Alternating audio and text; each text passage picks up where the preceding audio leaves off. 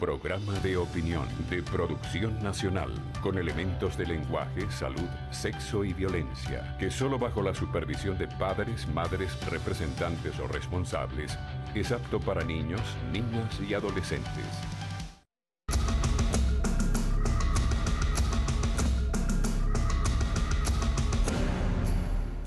Muy buenos días, voy a conversar con Liliana Hernández, mi amiga de hace mucho tiempo. Sí, vale, bastante tiempo. Que somos jóvenes todavía. Somos unos niños. Unos niñitos, ¿no? Nos llaman Liliana, la generación del 2017. ¿qué ves tú en este país que te sorprenda? La creatividad del gobierno para tapar cosas importantes como lo que ocurrió con el famoso helicóptero. Ese día el Tribunal Supremo de Justicia estaba tomando dos decisiones claves en este país.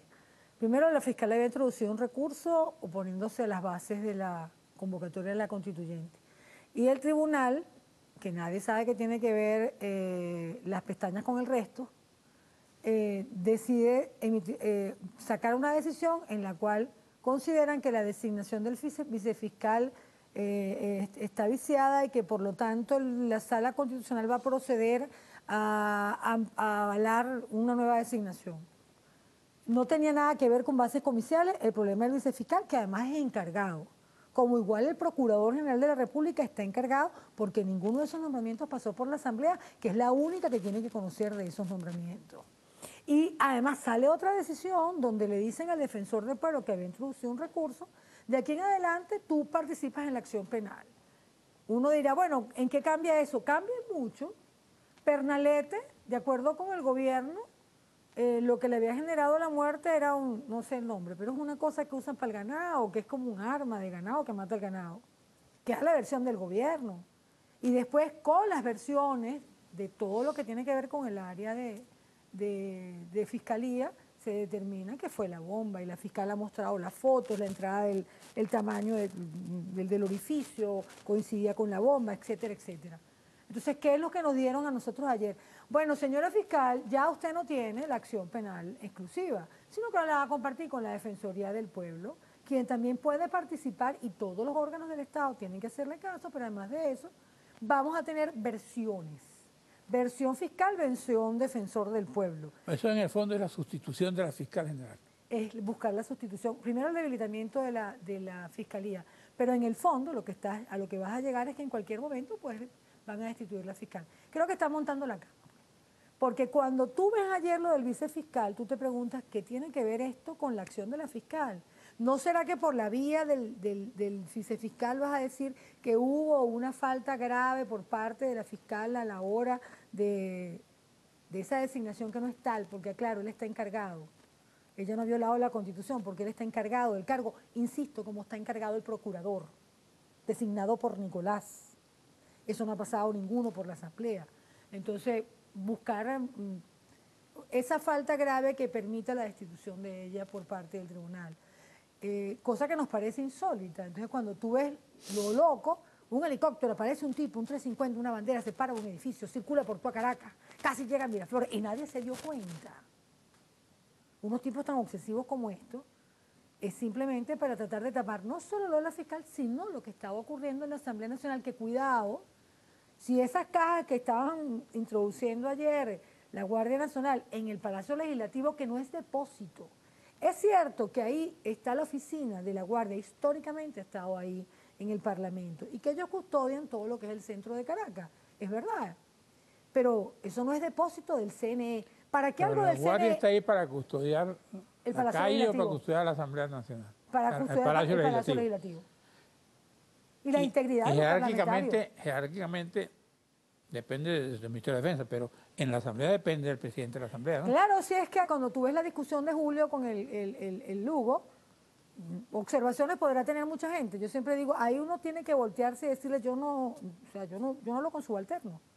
Porque un diputado electo por el pueblo tiene una jerarquía superior a ese coronel. Y si lo ponemos tablita, históricamente en Venezuela, cuando fallecía un diputado, ¿te acuerdas? Tenía los honores de general. Claro. De hecho, un general requiere de antejuicio tanto como lo requiere un diputado para poder ser juzgado.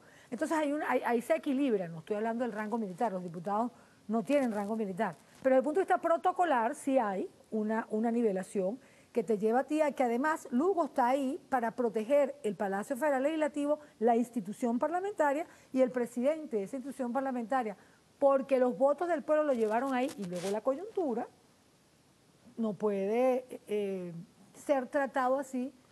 ¿Qué hizo? Ahora, Lugo, yo no estaba viendo, sino vi después el video, que el inicio del incidente. ¿Qué hizo Julio Borges para exasperar tanto al coronel? No, es que no había que exasperarlo. Yo creo que el hecho de que estuviera el video ahí, para mí Lugo estaba buscando, la orden que tenía Lugo es provoca y genera el conflicto, el golpe del presidente del Parlamento. Yo de verdad creo que eso fue toda la pantalla. Ahí hubo hecho lo del tribunal y lo de la asamblea, y el llamado que yo le hago a la gente es que sigamos luchando para que estas cosas puedan ser. Tenemos que ir a un receso y regresamos con Liliana Hernández para hablar de otras cosas. Vale.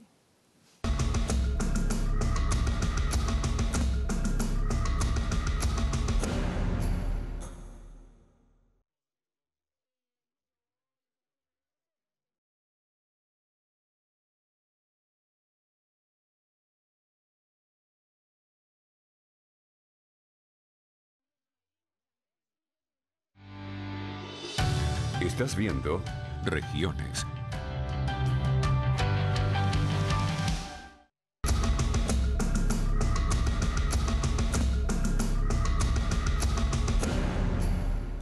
Bueno, conversando con Liliana Hernández, mientras nosotros hablamos aquí que si la asamblea, que si el TCJ, que si las peleas entre Borges y Coronel Lugo, luego Henry Ramos también enfrentaba a unos militares.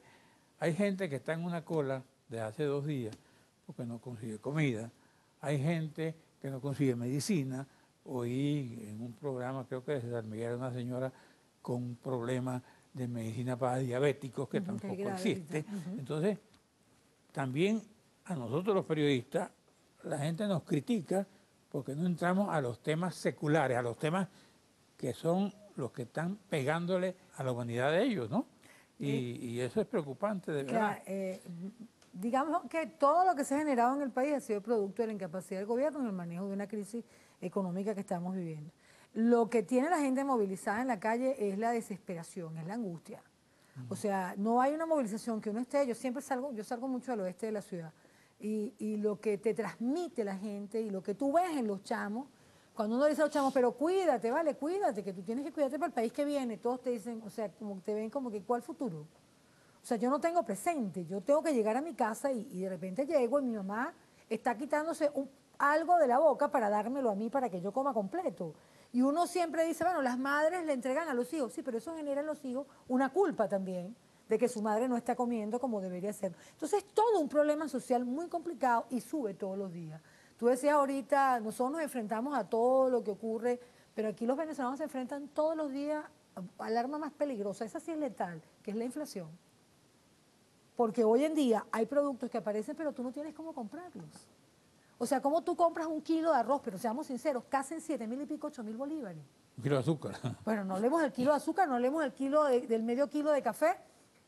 Bueno, un cartón de huevos en alguna parte puede estar en 18, en otros en 15, en otros en 20.000 bolívares. O sea, ¿cómo le das tú a un muchacho? Uno antes decía, cuando uno decía que estaba pelando, uno decía, bueno, chica, en mi casa se come aunque sea huevo con arroz.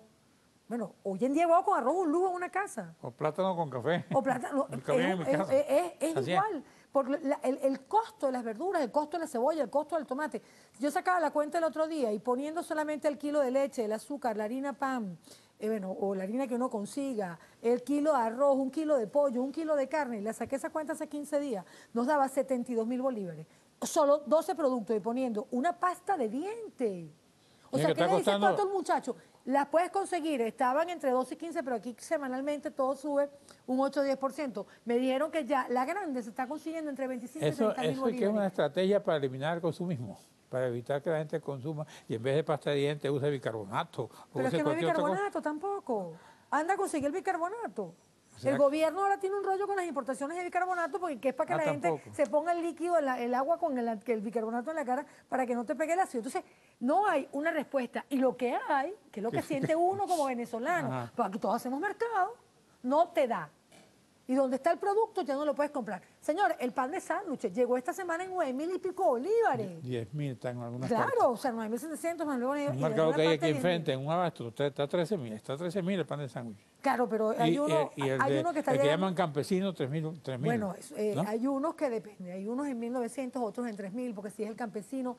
Y entonces tú ves las colas. Bueno, tú como estás yendo a mercar, porque está precio muy barato, ¿no? No, no es precio muy barato, estoy hablando de las colas. Ya. Porque yo tengo que hacer una referencia con la gente que también está en las colas y no solamente lo que tú consigues el producto afuera.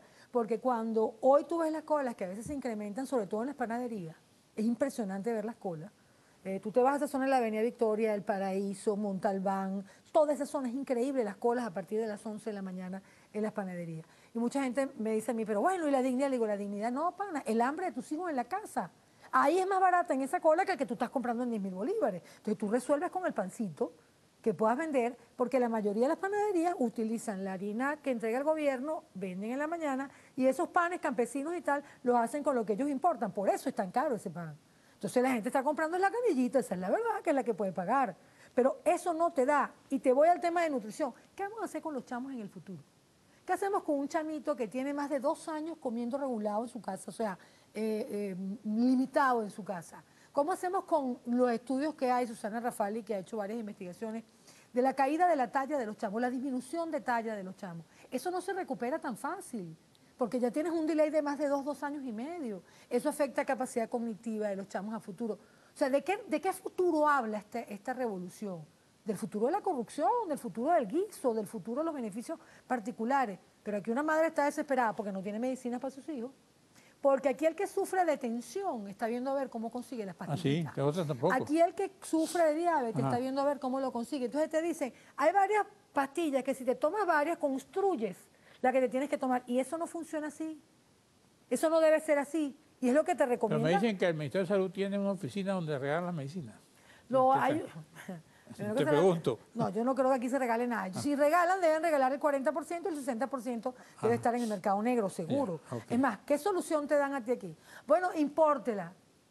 Te pregunto, el dólar del gobierno, que devaluó, este gobierno devaluó con Dicón a 2.600. El dólar de alimentos y de medicinas, que antes estaba a 10, comillas, pero se decía que estaba a 10, está a 2.600. Y eso es lo que le está pegando a la gente ahorita. Y el resto de los productos los tienes que comprar al dólar libre, el de la calle, el que no le gusta al gobierno, pero que existe.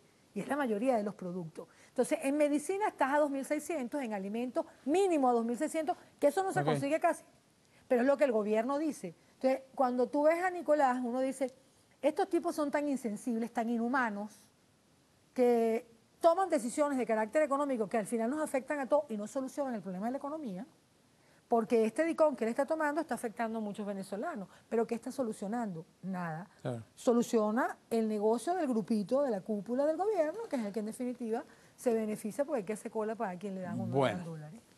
Una dirigente política como Liliana Hernández, cuando se retira a su habitación, ¿en qué piensa antes de dormir?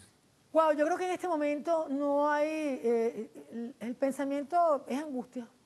Porque no duermes, te quita el sueño. A mí sí me quita, me cuesta mucho dormir, yo nunca lo he negado. Además que uno está muy conectado, yo soy muy curiosa de lo que pasa y siempre me gusta el porqué de lo que pasa. Y bueno, hay redes, hay información y aunque lo que recomiendan es que uno se desconecte 1 hora antes de dormir, ¿tú no te desconectas? La dinámica no te lo está permitiendo, o sea, las noches no te lo permiten porque van pasando cosas. Y bueno, y hasta el ahorro de Wi-Fi hace que tú en tu casa es que te dediques a con el internet a manejarlo. ¿Y cuando te levantas, en qué piensas? Me levanto con la esperanza de que tengo que hacer algo el día de hoy, como hice esta mañana, para cambiar este país. Bueno. La angustia, lo que te tienes que repotenciar, que en tu sueño imagines la acción del día siguiente para cambiar. Gracias, Liliana. Gracias a usted, amigo televidente. Nos veremos aquí esta misma hora.